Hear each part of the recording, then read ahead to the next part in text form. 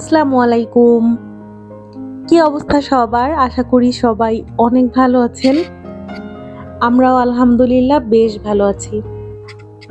এই তো নতুন আরেকটি ব্লগ নিয়ে চলে এসেছি। আশা করি পুরো ভিডিওটা দেখলে সবার কাছে ভালো লাগবে। সকাল সকাল ঘুম থেকে উঠে প্রত্যেক দিনের কাজ। বারান্দায় এসে গাছগুলোকে একটু দেখা, কতটুকু ফুল হলো কিংবা কি অবস্থা।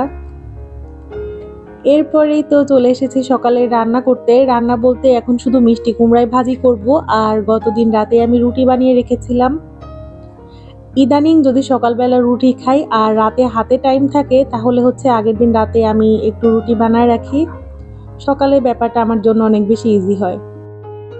একটা ডিম পোচ করে ওর বাবাকে খেতে দিয়ে দিলাম। ও খাওয়া দাওয়া করে অফিসে যাওয়ার আগে আরাফকে বাসায় দিয়ে যাবে। তো সময় মতো ও বের হয়ে যায় খাওয়া দাওয়া করে, আর আমিও আহিলকে অনেকক্ষণ সময় নিয়ে খাওয়াইছি। তো আমার আসলে একটু হাঁটাহাঁটি করতে ইচ্ছা করতেছিল।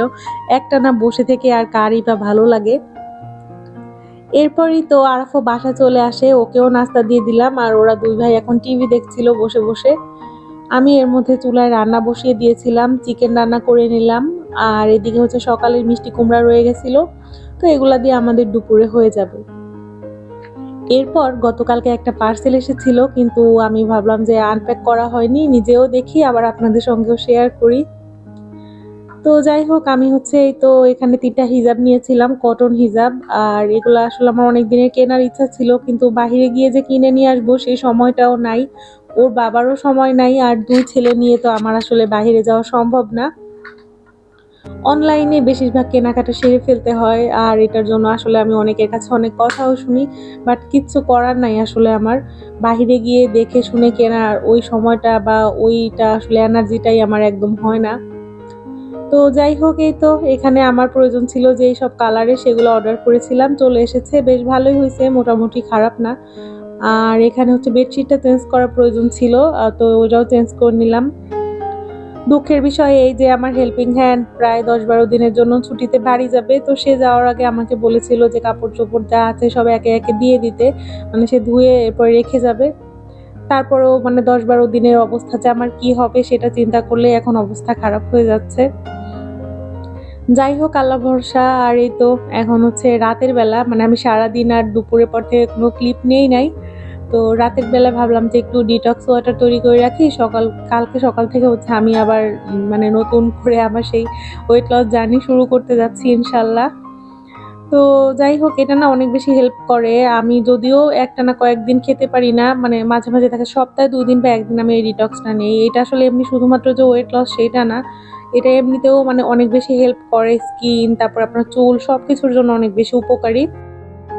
আর এখন সবকিছু মানে অনলাইন প্ল্যাটফর্মে এত এত অ্যাভেলেবেল, যে কোনো জিনিস সম্পর্কে তথ্য বা যে কোনো জিনিসের রেসিপি সবকিছু আসলে অনেক বেশি একদম হাতের মুঠোয়। তো সবকিছু জানার পরেও আমরা আসলে মেনটেন করতে চাই না বা করা হয়ে ওঠে না, এটাই আসলে সবচেয়ে বড় ব্যর্থতা আর কি। যাই হোক, এখানে শসাটা না একদম পাতলা করে কেটে নিচ্ছিলাম, তো সেটাও দেখাচ্ছি যে কোনটা আমি কি পরিমাণে নিচ্ছি।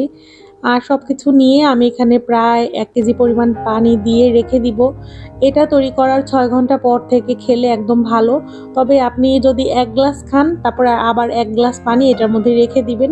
তো এইভাবে আপনি হচ্ছে আবার নেক্সট 6 থেকে 10 ঘন্টা পর্যন্ত আপনি খেতে পারবেন। পরে আবার এটা ফেলে দিতে হবে। আমি করি কি, বাকি যে অংশটুকু থাকে পানিটা ছেঁকে গাছে দিয়ে দেই, দেখি যে গাছের জন্য এই পানিটা অনেক বেশি ভালো। এরপর ওর বাবা অফিস থেকে চলে আসে, অনেক রাত হয়েছিল ওর ওইদিন আসতে। তো আমি ভাবলাম যে এখন একটু ওকে জিরা পানি দিয়ে দেই, আমিও খাই রাতে খাওয়া দাওয়া শেষ করে। আর এই তো হাতের কাছে যেহেতু সবকিছু রেডি ছিল, তেমন কোনো সময় লাগলো না। আর আজকের মতো এই পর্যন্তই। আল্লাহ হাফেজ।